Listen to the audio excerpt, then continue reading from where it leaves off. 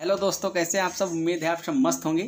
तो आज हम लोग बीएससी फर्स्ट ईयर जूलॉजी की स्टार्टिंग कर रहे हैं। ये फर्स्ट लेक्चर है इस साल का 2022-23 के लिए। जो बच्चे अपीयर हुए हैं उनके लिए है। तो मेरा नाम है अमर सिंह यादव। हमारा और आपका प्यारा सा क्यूट सा channel BSc world Amar Singh, जिस पे आप ये लेक्चर देख रहे हैं।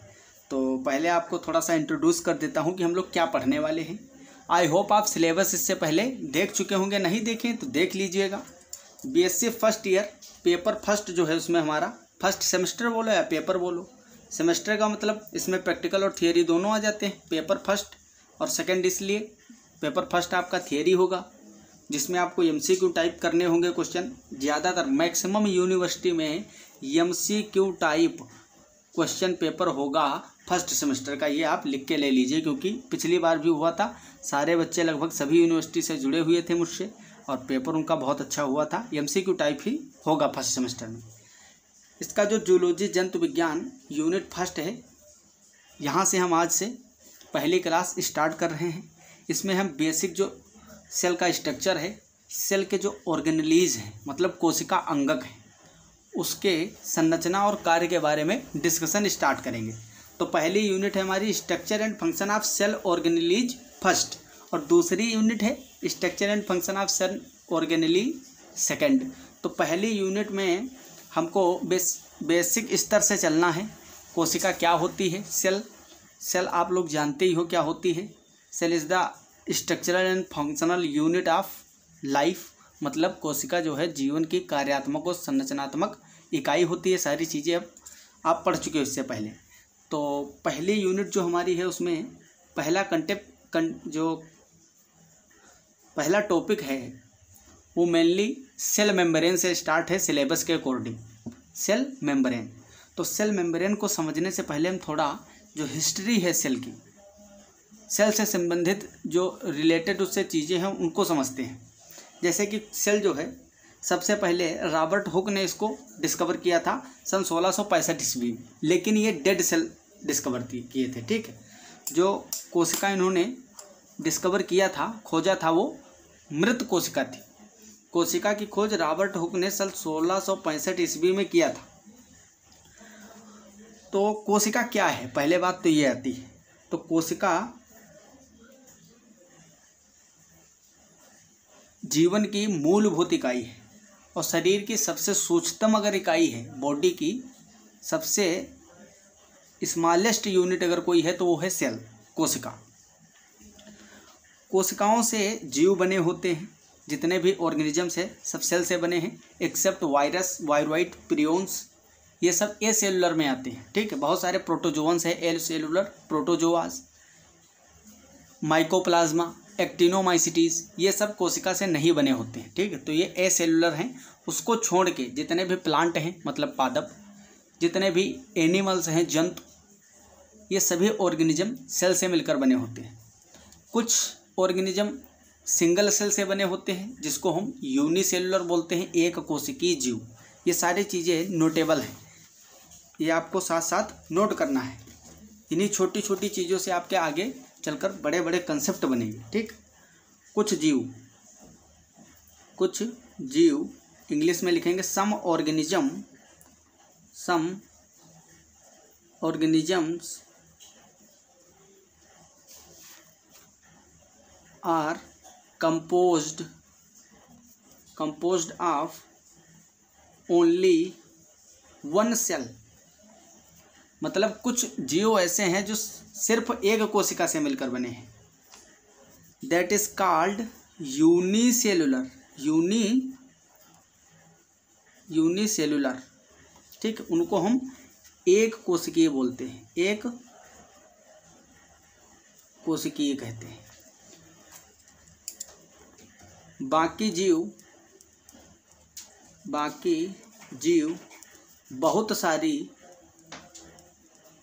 सारी सेल्स से मिलकर बने होते हैं, जिन्हें मल्टी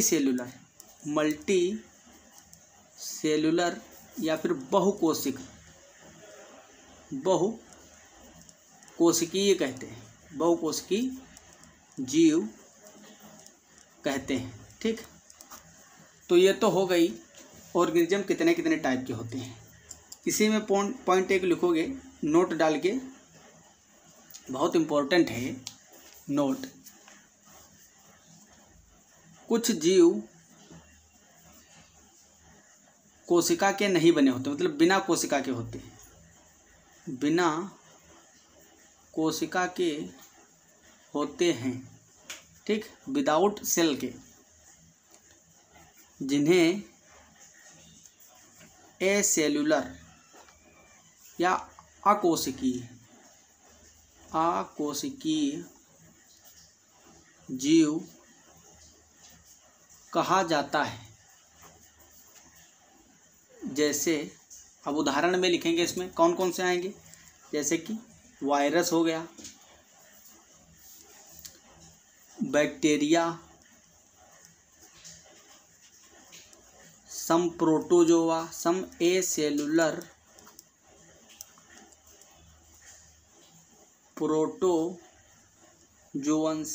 प्रोटोजोआ जो होते हैं, हिंदी में भी आप लिख सकते हो। इसके अलावा और वायरोइड,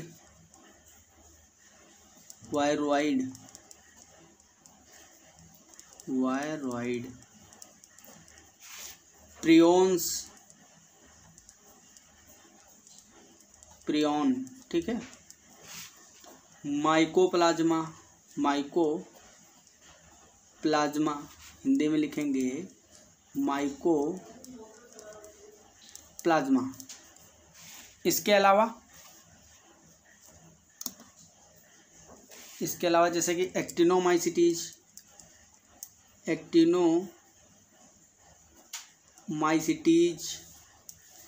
एक्सेट्रा, ETC। तो ये कुछ ऐसे होते हैं जो एसेल्युलर ऑर्गेनिज्म है, अकोशिकीय जीव हैं। ये कोशिका से मिलकर नहीं बने होते। तो कुछ जीव बिना कोशिका के बने हैं जो अकोशिकीय हैं। कुछ जीव एक कोशिका से, सिंगल कोशिका से बने, जिनको एक कोशिकीय या यूनिसेलुलर बोलते हैं। बाकी जितने जीव हैं, जैसे कि हम लोग हैं, मेढक है, कुत्ता है, बकरी है, भेड़ है, गाय है, भैंस है, हाथी है, घोड़ा है, जितने भी ऑर्गेनिज्म जो प्लांट हैं, पौधे, ये सब बहुकोशिकीय हैं, बहुत सारी सेल से मिलकर बने हुए हैं। अरबों खरबों सेल्स, मिलियंस, बिलियंस, ट्रिलियंस में सेल हैं। हमारे बॉडी के अंदर ट्रिलियन में सेल्स हैं। ठीक है, बहुत नंबर है सेल का। आगे जैसे जैसे यूनिट बढ़ेंगी, आपको सारी चीज़ें हम इसी तरह से समझाते जाएंगे।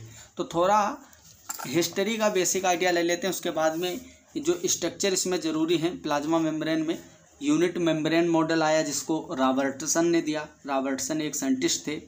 इसके बाद फ्लूइड मोज़ेक मॉडल आया, जिसको सिंगर और निकोलसन ने सन 1972 में दिया था, 1972 में। ये सारी चीज़ें हम डिस्कस करेंगे। तो सबसे पहले सेल थियरी के बारे में बात करते हैं। सेल थियरी मतलब हमको ये नहीं पता था पहले, बहुत पहले की बात है, तब यही नहीं पता था कि जो बॉडी होती है, जो शरीर है हमारा, वो किस चीज़ से मिलकर बना है। तो इसके लिए दो साइंटिस्ट अलग अलग थे जिन्होंने अपना मत दिया। ठीक, उन्होंने बताया सेल थियरी के बारे में।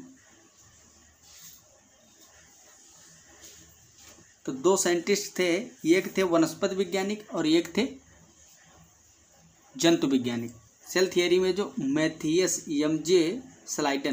स्लाइडन को बोलते हैं, और थियोडर स्वान, यही दो साइंटिस्ट थे जो सेल थियरी दिए थे।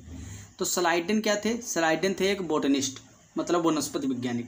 इन्होंने जितने भी प्लांट थे उन पे, प्लांटों पे अपना एक्सपेरिमेंट किया, और लास्ट में ये बताया कि जितने भी प्लांट होते हैं वो सेल से मिलकर बने होते हैं, कोशिका से मिलकर बने होते हैं। इसी तरह से थियोडर स्वान ने बताया कि जो एनिमल होते हैं, क्योंकि ये जूलॉजिस्ट थे, जंतु विज्ञानी थे, मतलब ये जंतुओं पे करते थे, एनिमल पे अपना एक्सपेरिमेंट करते थे, जैसे वो प्लांट पे करते थे उसी तरह से। तो स्वान ने बताया कि जितने जंतु होते हैं और ये एनिमल्स, ये भी सेल से मिलकर बने हैं। तो इन दोनों ने कंबाइंडली बोला कि एनिमल और प्लांट, मतलब कंप्लीटली सभी ऑर्गेनिज्म सेल और सेल के सिक्रेशन से मिलकर बने होते हैं, कोशिका या कोशिका के उत्पाद से मिलकर बने होते हैं। Cell theory was given by two scientists, M J Schleiden सन 1838, मतलब 1838, थोड़ा सा इसमें 183 लिखा था, इसको आप मैनेज कर लेंगे। Told that all plants are made up of cells. Schleiden के अकॉर्डिंग जितने भी प्लांट हैं, पौधे हैं, वो सब किससे मिलकर बने हुए हैं? सेल्स से, कोशिका से। इसी तरह से थियोडर स्वान सन 1839, ये आगे कटा हुआ है, 1839, टोल्ड दैट ऑल एनिमल्स, मतलब जितने भी जंतु हैं, are made up of sales.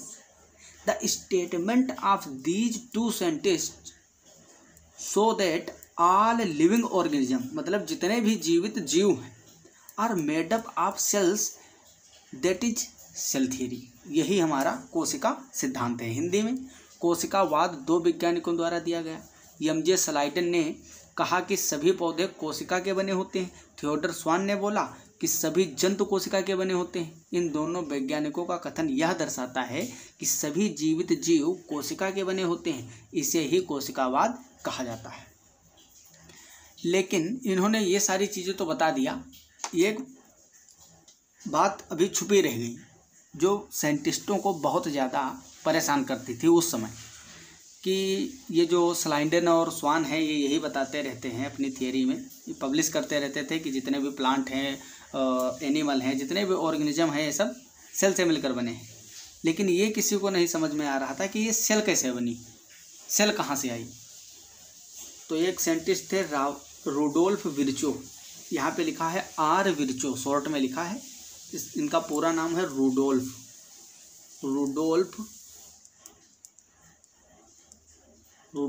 Virchow. इन्होंने सन 1858 लिखा है, लेकिन 55 कुछ बुक में आपको 1855 मिलेगा, सन 1855। ठीक है, तो करेक्ट यही है, ये वाला गलत है, आपको 1855 याद रखना है। 38-39 में इन्होंने दिया था अपना, फिर उसके कुछ साल बाद ये दिए थे रुडोल्फ विर्चो ने। इन्होंने बताया कि इनका पहला पोस्टुलेट तो वही था थियोडर स्वान और मैथियस स्लाइडन का ही, all living organisms are directly composed of cells और सेल सिक्रेशन। ये तो पहले ही बताया जा चुका था, लेकिन सेल कहाँ से आई ये इन्होंने ही बताया। This modified cell theory is called modern cell theory. इन्होंने बताया कि जो सेल है वो पहले से उपस्थित सेल से आती है, मतलब सेल जो होती है न्यू सेल, वो प्री एग्जिस्टिंग सेल से ही बन के आती है। देखो, modern concept of cell theory, cell is structural and functional unit of all living organism. ये हमको बात पहले से पता थी। रुडोल्फ विर्चो ने बताया new sales arise from pre existing cells, मतलब नई कोशिका की उत्पत्ति पूर्व उपस्थित कोशिका से होती है। जो नई कोशिका आती है वो पहले से उपस्थित कोशिका से आती है। तो ये बात आज तो हमको पता है, क्योंकि आज हम जानते हैं सेल डिवीजन, पढ़ते हैं ना, कोशिका विभाजन।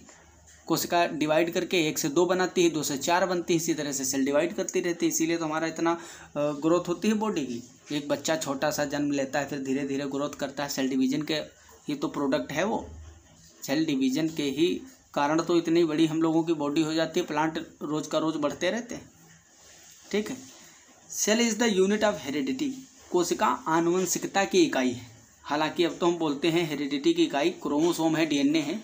तब इतनी चीज़ें डिटेल में नहीं पता थी किसी को। भाई सेल के बारे में तो पता नहीं था। सेल के अंदर न्यूक्लियस है, केंद्रक, उसके अंदर क्रोमोसोम है, फिर उस पर लिपटा हुआ डीएनए है, उस पर जीन उपस्थित है, प्रेजेंट है। तब हम हेरिडिटी की बात करते हैं। तो वो ओवरऑल ऊपर से बातें कर रहे थे, तो उन्होंने बोल दिया सीधे cell is the unit of heredity.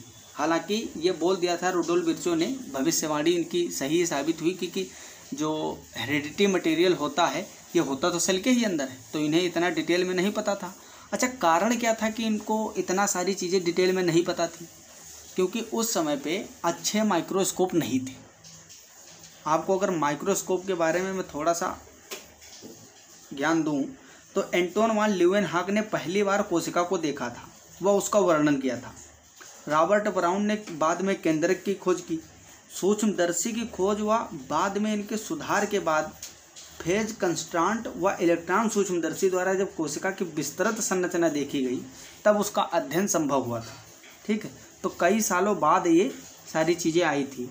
Electron सूक्ष्मदर्शी जब से बन गया था माइक्रोस्कोप, तब से चीज़ें और ज़्यादा इस क्षेत्र में, इस फील्ड में सेल की जो चलती थी रिसर्च सेल पे, वो बहुत जल्दी फास्ट होने लगी। तो इतनी चीज़ें आपको समझ में आ गई होंगी।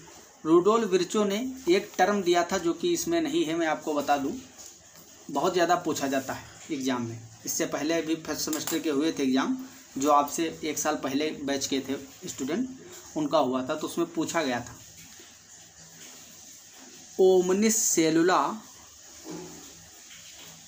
ई सेलुला, ओमनिस सेलुला ई सेलुला, ये सीधे पूछा जाता है कि ये टर्म किसने दिया था। तो आपको याद रखना है, ये रुडोल्फ विर्चो ने दिया था, रुडोल्फ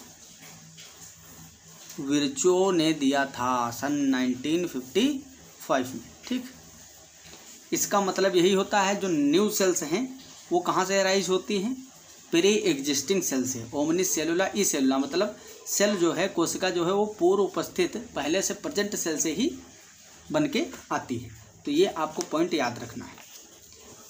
इसके अलावा अगर हम बात करें सेल एक्सेप्शन के, अपवाद कौन से हैं सेल थियरी के, एक्सेप्शन ऑफ सेल थियरी मतलब कोशिकावाद के अपवाद, तो इसको मैंने पहले ही बता दिया है आपको। Cell theory may not apply on acellular protozoans, bacteria, blue green algae मतलब वही cyanobacteria, and mycoplasma, viruses, viroid, prions, ये सब जो हैं इन पे कोशिका का सिद्धांत जो है, सेल थियरी है, वो लागू नहीं होती। अब हम बात करते हैं सीधे प्लाज्मा मेम्ब्रेन की। किसकी? प्लाज्मा मेम्ब्रेन, जो हमारा मेन टॉपिक। तो सेल के बारे में थोड़ा सा हम जानकारी दे दी आपको। थोड़ा सा मैं एक चीज़ और आपको बताना चाहूँगा। बहुत सारे ऐसे स्टूडेंट होंगे जो लॉकडाउन में पढ़ाई अच्छे से नहीं किए होंगे 11-12 की, तो उनको सेल के बारे में ज़्यादा नॉलेज नहीं होगा। तो एक बेसिक आइडिया मैं आपको दे देता हूँ। मान लीजिए ये कोई एक सेल है, कोशिका, इस तरह से इसके ऊपर परत चढ़ी होती है जिसको सेल मेम्ब्रेन कहते हैं। अगर प्लांट सेल की बात करेंगे हम तो उसके ऊपर सेल वॉल भी एक होगी। अगर एनिमल की बात करेंगे तो उस पर केवल बाहर, सेल के बाहर क्या होती है, एक बाउंड्री होती है जिसको सेल मेम्ब्रेन बोलते हैं, कोशिका झिल्ली बोलते हैं या प्लाज्मा झिल्ली बोल दीजिए। ठीक, तो ये है हमारी सेल मेम्ब्रेन। सेल मेम्ब्रेन या इसको हम प्लाज्मा मेम्ब्रेन बोलते हैं, प्लाज्मा मेम्ब्रेन बोलते हैं, या इसको हम सेल लेमा बोलते हैं, सेल लेमा बोलते हैं, या इसी को हम बोल देते हैं प्लाज्मा लेमा, प्लाज्मा लेमा, या इसको हम सार्कोलेमा बोल देते हैं, सार्कोलेमा, न्यूरोलेमा भी बोलते हैं। अब देखो इतने सारे सेल मेम्ब्रेन के कितने सारे नाम मैंने लिखा दिए। ये इतने सारे नाम होते हैं अलग अलग। आगे जैसे जैसे हम आगे पढ़ते जाएंगे आपको चीज़ें बताऊंगा, क्योंकि सेल का जब टाइप पढ़ेंगे हम कितने टाइप की सेल्स होती है। जैसे न्यूरॉन सेल हो गई, मसल सेल हो गई जो पेशी कोशिका होती है ना, तंत्रिका कोशिका, हार्ट में जो कार्डियक सेल्स होती है, लीवर की जो है सेल्स, हिपेटोसाइट्स, हर जगह जो जितने भी हमारे ऑर्गन हैं, अंग, हर जगह की कोशिका अलग अलग टाइप की होती है। जैसे नाक, जो नोज है हमारी, वहाँ पे जो कोशिका होगी वो थोड़ा नाक के वजह से मॉडिफाइड होगी। जो लीवर में होगी वो लीवर के अकॉर्डिंग उसमें मॉडिफिकेशन होंगी। सब में रूपांतरण होते हैं कुछ ना कुछ। ये सारी चीज़ें आपको क्लियर हो जाएंगी। यहाँ पे समझना, जैसे सार्कोलेमा हम वर्ड सेल मेम्ब्रेन के लिए ही यूज करते हैं, लेकिन कहाँ, जब पेशीय कोशिका की बात करेंगे तो सार्कोलेमा बोलेंगे। न्यूरिलेमा जब हम न्यूरॉन सेल्स की बात करेंगे। ठीक है, बाकी ये टर्म जो है तीनों, cell membrane, plasma membrane, cell lemma, plasmalemma, ये सब तो जनरली यूज किए जाते हैं। तो ये हो गई प्लाज्मा मेम्ब्रेन की बात। इसके अलावा अगर इसके अंदर हम अंगक की बात करें तो इस तरह से इसमें छोटे छोटे दानेदार ग्रेन्यूल भरे होते हैं जिनको हम राइबोसोम बोलते हैं। क्या बोलते हैं? राइबोसोम। बहुत सारे इसमें राइबोसोम होते हैं। इसमें आपको पराक्सीसोम इस तरह से मिलेंगे। क्या मिलेंगे? पराक्सीसोम, छोटे छोटे पराक्सीसोम मिलेंगे। इसमें एक न्यूक्लियस होगा जिसके अंदर एक केंद्रिका होगी, न्यूक्लियोलस, इस तरह से बीच में। ठीक, ये डबल मेम्ब्रेन होता है। बाहर की जो मेम्ब्रेन हो इस तरह से पोरस होगी, छिद्रित दिखाई देगी। क्यों छिद्रित होती है ये भी आगे की यूनिटों में आपको सारी चीज़ें समझ में आएंगी, क्योंकि ये तो बेसिक चीज़ बता रहा हूँ। फिर हमको डिटेल में पराक्सीसोम पे एक लेक्चर आपको मिलेगा, राइबोसोम पे अलग लेक्चर मिलेगा, केंद्रक पे जो न्यूक्लियस है अलग लेक्चर मिलेगा। इसी तरह से ये हम बना दिए एक माइटोकॉन्ड्रिया। इस माइटोकॉन्ड्रिया पे आपको एक अलग से लेक्चर मिलेगा। ठीक, ये है माइटोकॉन्ड्रिया। अगर प्लांट सेल होगी तो उसमें क्लोरोप्लास्ट भी होगा। एनिमल सेल है तो हम एक एनिमल सेल का आपको आउटलाइन बता रहे हैं, तो इसमें हम क्लोरोप्लास्ट नहीं बनाएंगे, इसीलिए इसमें मैंने सेल मेम्ब्रेन के बाहर एक सेल वॉल भी नहीं बनाई। इससे प्रदर्शित होता है कि ये एनिमल सेल है। अगर आपको बताया जाए एनिमल और प्लांट सेल में डिफरेंस क्या है, दो सेल बना दी जाए तो कैसे आप पहचानोगे? पहली बात सेल वॉल से, प्लांट में होगी, एनिमल सेल में नहीं होगी। दूसरी बात क्लोरोप्लास्ट से, ये सारी चीज़ें होती हैं। जैसे सेंट्रियोल है तो वो प्लांट सेल में होगा, एनिमल सेल में होगा, लेकिन प्लांट सेल में नहीं होगा। तो कई सारे डिफरेंसेस है, ये हम बताएंगे आपको। प्लांट सेल और एनिमल सेल में डिफरेंस, प्रोकैरियोटिक और यूकैरियोटिक सेल में डिफरेंस, डीएनए आरएनए में अंतर, ये सारी चीज़ें बहुत ज़्यादा पूछी जाती हैं, सब हम करवाएंगे। ठीक, तो इसमें माइटोकॉन्ड्रिया हो गया। इसके अलावा इसमें आपको गाल्जी बॉडी इस तरह से देखने को मिलेंगी, गाल्जी बॉडी। ठीक,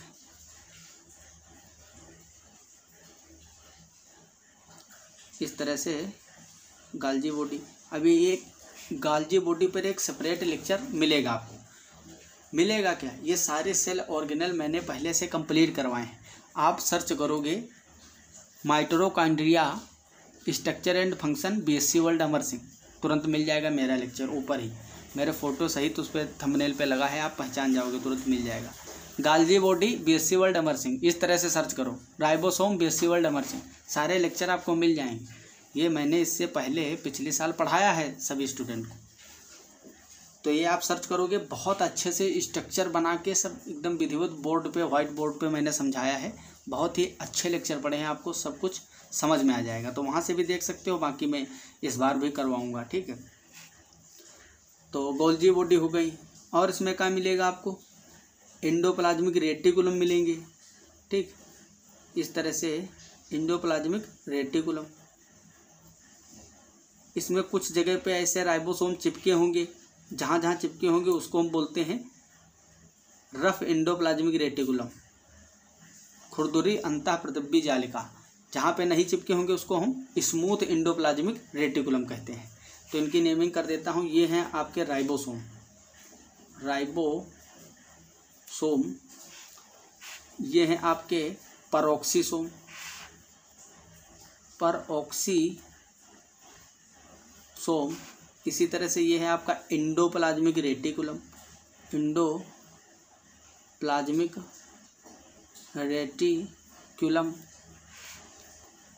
ये है आपका Golgi body, Golgi body, Hindi में इसको गाल्जी काय कहते हैं, गोल्जी काय। इसको बोलते हैं अंतःप्रद्रव्यी, अंतःप्रद्रव्यी जालिका, अंतःप्रद्रव्यी जालिका। पराक्सीसोम को पराक्सीसोम ही बोलते हैं। ये हमारा होगा न्यूक्लियस, न्यूक्लियस। इसको हम केंद्रक बोलते हैं, केंद्रक। इसी तरह से इसके अंदर जो ये होता है न्यूक्लियोलस, न्यूक्लियोलस मतलब केंद्रिका, क्या बोलते हैं? केंद्रिका। ये है हमारा माइटोकॉन्ड्रिया। क्या है? माइटोचोंड्रिया या माइटोकॉन्ड्रिया। हिंदी और इंग्लिश दोनों में माइटोकॉन्ड्रिया ही बोला जाता है। और भी बहुत सारे, जैसे बीच में जो बचा हुआ खाली रिक्त स्थान है, ये साइटोप्लाज्म होता है। इसको बोलते हैं हम साइटोप्लाज्म। क्या बोलते हैं? साइटोप्लाज्म या कोशिका द्रव्य, कोशिका द्रव्य। बाकी भी बहुत सारी चीज़ें होती हैं। तो धीरे धीरे जैसे जैसे लेक्चर आगे यूनिट बढ़ती जाएगी, आपको सारी चीज़ें मैं बताता चलूँगा। अगर इनके फंक्शन की बात बताऊँ तो सेल मेम्ब्रेन जो है, सेल मेम्ब्रेन में जगह जगह पे इस तरह से चैनल लगे होते हैं। क्या लगे होते हैं? चैनल होते हैं। ये जब हम सेल मेम्ब्रेन का डिटेल स्ट्रक्चर पढ़ेंगे तब आपको बताएंगे सारी चीज़ें कि इन चैनलों का काम क्या होता है सेल मेम्ब्रेन में जो लगे होते हैं। या आप पढ़ो, सेल मेम्ब्रेन का लेक्चर सर्च करोगे, इतना अच्छा मैंने समझाया, हो सकता है इस बार ना हो पाए, क्योंकि एक बार जो चीज़ें बन जाती हैं अच्छी, उसको आप देखिएगा तो आपको पता चलेगा उसमें कितना डिटेल में मैंने बताया है, क्या कैसे कैसे चैनल होते हैं। ठीक है, पोर होते हैं जिससे कि सेल से बाहर एक सेल से दूसरी सेल का आवागमन होता है सेल से चीज़ों का, ठीक है। राइबोसोम वगैरह हैं या एंजाइम्स होते हैं जो प्रोटीन होते हैं, इनका एक्सचेंज होता है इस तरह से, ठीक। कुछ बाहर जाते हैं, कुछ अंदर आते हैं, इसलिए चैनल होते हैं। तो सेल मेम्ब्रेन जो होती है इसका काम होता है पहला तो आदान प्रदान वाला, ठीक। सेल जंक्शंस होते हैं, इसमें हमारा टॉपिक भी है सेल जंक्शन, सेल अधेशन, ये सारी चीज़ें पढ़नी। एंडोसाइटोसिस और एक्जोसाइटोसिस के लिए हमारी जो सेल मेम्ब्रेन होती है ये रिस्पॉन्सिबल होती है। एंडोसाइटोसिस एक्जोसाइटोसिस क्या है, ये दोनों टॉपिक एक लेक्चर में आपको मैं आगे इसी यूनिट में पढ़ाऊंगा, तो आपको समझ में आ जाएगा। माइटोकॉन्ड्रिया का काम होता है ऊर्जा बनाना, इसमें ऑक्सीडेटिव फास्फोराइलेशन होता है, मतलब ऑक्सीकरणीय फास्फोरिलीकरण। इसमें क्या होता है, जितने भी हमारे न्यूट्रिएंट हैं उनका ऑक्सीडेशन होता है, जैसे ग्लूकोज वगैरह हो गया या स्टार्च वगैरह ग्लूकोज में टूटता है, फिर ग्लूकोज जाता है माइटोकॉन्ड्रिया में। तो यहाँ पे क्या होता है, क्रेब साइकिल चलता है। पहले ग्लूकोज से साइटोप्लाज्म जो है जीव द्रव्य, इसमें ग्लाइकोलिसिस चलेगा।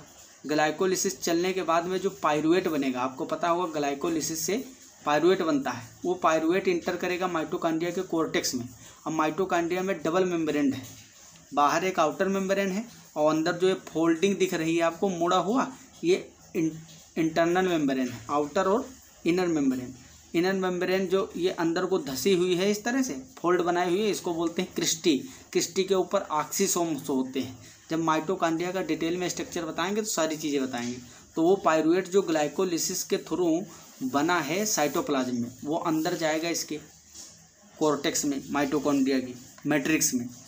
उस मैट्रिक्स में क्या होगा, उसका ऑक्सीडेशन होगा, जिससे कि यहाँ पे ईटीएस साइकिल चलेगा, पहले क्रेब साइकिल फिर ईटीएस साइकिल इसी की मेम्ब्रेन पे चलेगा, जिससे एटीपी प्रोड्यूस होंगी। एटीपी क्या होता है आपको पता है, ये एटीपी ऊर्जा की मुद्रा है, ऊर्जा मिलती है उससे, ठीक है। उसमें जो फॉस्फेट बॉन्ड होते हैं एटीपी, एटीपी का फुल फॉर्म ही होता है एडिनोसिन ट्राइफॉस्फेट। तो ट्राइफॉस्फेट मतलब 3 फॉस्फेट जुड़े हुए हैं, तो उसके जो फॉस्फेट बॉन्ड होते हैं जब वो ब्रेक होते हैं तो वहाँ से ऊर्जा रिलीज होती है। ये बोर्ड पे मैं आपको अच्छे तरीके से समझाऊंगा। तो इसका तो काम हो गया माइटोकॉन्ड्रिया का क्या, ये देखो रेस्पिरेशन, श्वसन। इसके अलावा भी इसके बहुत सारे काम हैं, इसके खुद का, इसके पास डीएनए भी होता है, तो थोड़ा बहुत हेरिडिटी में भी ये रिस्पॉन्सिबल होता है।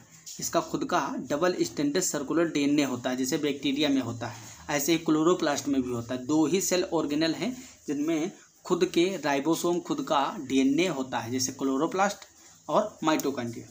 इसके अलावा अंतःप्रदिव्य जालिका जो है ये क्या करती है, जैसे राइबोसोम है, राइबोसोम प्रोटीन की फैक्ट्री कहे जाती है, ये प्रोटीन सिंथेसिस में पार्टिसिपेट करते हैं। तो जितने पार्ट पे एंडोप्लाज्मिक रेटिकुलम के ऊपर राइबोसोम चिपके होते हैं वो प्रोटीन सिंथेसिस करवाते हैं। बाकी चिकने वाले जो हैं, जहाँ पे ये राइबोसोम नहीं चिपके हैं, ये लिपिड का संश्लेषण करते हैं, लिपिड का फॉर्मेशन करवाते हैं। गोल्जी बॉडी का काम क्या है, गोल्जी बॉडी पैकेजिंग का काम करते हैं।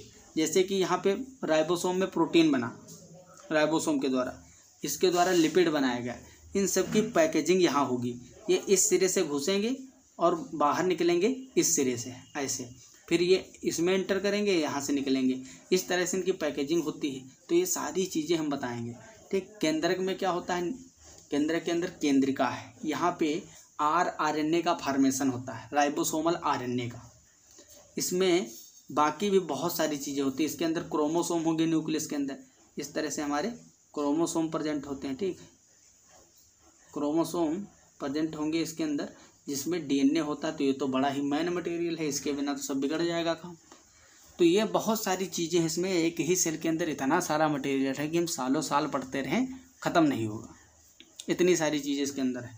इसके साइटोप्लाज्म में बहुत सारे एंजाइम बिखरे पड़े होते हैं, कोशिका द्रव्य में कई सारी प्रोटीन्स होती हैं जो अपना फंक्शन करती हैं, कार्य के लिए ही संपन्न होती है। अब जैसे लीवर की जो कोशिका है उसमें कुछ और एंजाइम और प्रोटीन होंगे, आमाशय जो है उसमें कुछ और एंजाइम प्रोटीन होंगे, अग्न्याशय में कुछ और एंजाइम प्रोटीन होंगे, ब्रेन की जो सेल्स हैं उसमें कुछ और होगा। तो इसी तरह से जो इनकी कंसंट्रेशन होती है हर जगह अलग अलग होती है, इसीलिए हाथ की कोशिका कुछ और काम करती है और मस्तिष्क की कोशिका कुछ और काम करती है। न्यूरॉन सेल में लिपिड ज़्यादा होते हैं, ठीक। तो सबका अलग अलग थोड़ा सा कंसंट्रेशन जो है सब में मटेरियल का अलग अलग है, इसीलिए उनके फंक्शंस भी हल्के से अलग अलग होते हैं। ये सारी चीज़ें आपको धीरे धीरे समझ में आएंगी, एक ही बार में कुछ नहीं समझ में आता है। तो आधे घंटे का लेक्चर हो चुका है, आई होप सारी चीज़ें ये आपको बेसिक चीज़ें समझ में आ गई होंगी। अगले लेक्चर से हम सेल मेम्ब्रेन जो है, प्लाज्मा मेम्ब्रेन, कोशिका झिल्ली पे वीडियो बनाएंगे। उसमें हम यूनिट मेम्ब्रेन मॉडल जो रॉबर्टसन ने दिया था और फ्लूइड मोज़ेक मॉडल जो सिंगर और निकोलसन ने दिया था, उन दोनों मॉडल के बारे में डिस्कशन करेंगे विद डायग्राम। बढ़िया सा डायग्राम होगा, आपको चीज़ें समझ में आएंगी। सेल मेम्ब्रेन पे भी क्वेश्चन तो 100% आता ही आता है, ठीक है, हमेशा आता है। अगर MCQ टाइप में होगा, चांस उसी के ज़्यादा है मैक्सिमम, तो आपके 2 से 3 क्वेश्चन आपको मिलेंगे, ठीक है, 3-4 नंबर का मिल जाएगा। अगर सब्जेक्टिव टाइप में होगा तो फिर लॉन्ग क्वेश्चन सेल मेम्ब्रेन पे मॉडल जो हैं उसके, फ्लूइड मोज़ेक मॉडल और यूनिट मेम्ब्रेन मॉडल, वो दोनों आते ही आते हैं, ठीक। फ्लूइड मोज़ेक कुछ ज़्यादा इम्पोर्टेंट है। तो आशा करता हूँ सारी चीज़ें आपको आज की समझ में आई होंगी। अगर चैनल पर नए हैं तो चैनल को सब्सक्राइब करें, बेल आइकन को प्रेस करें, लाइक करें वीडियो, अगर अच्छा लगा तो शेयर करें अपने फ्रेंड के पास। जो नहीं अभी तक जुड़े हैं उनको जोड़िए, पढ़ाई करते रहिए। All the very best. और एक बात, सारे क्लासें आपको फ्री में मिलेंगी। आप डिस्क्रिप्शन बॉक्स में टेलीग्राम का लिंक पा जाएंगे, वहाँ से ज्वाइन कर लीजिए। आपको सारे PDF नोट्स वहीं पर प्रोवाइड किए जाएंगे, हैंड रिटन और जो PDF फॉर्म में जितना भी मटेरियल होगा सब कुछ मिलेगा। बहुत सारे क्वेश्चन प्रैक्टिस करवाए जाएंगे, तो सारी चीज़ें यहाँ पे मिलेंगी आपको, कहीं भी भटकने की ज़रूरत नहीं है, सब कुछ फ्री होगा। तो मिलते हैं अगली क्लास में, तब तक के लिए okay bye, all the very best, thanks for watching, tata bye bye, जय हिंद।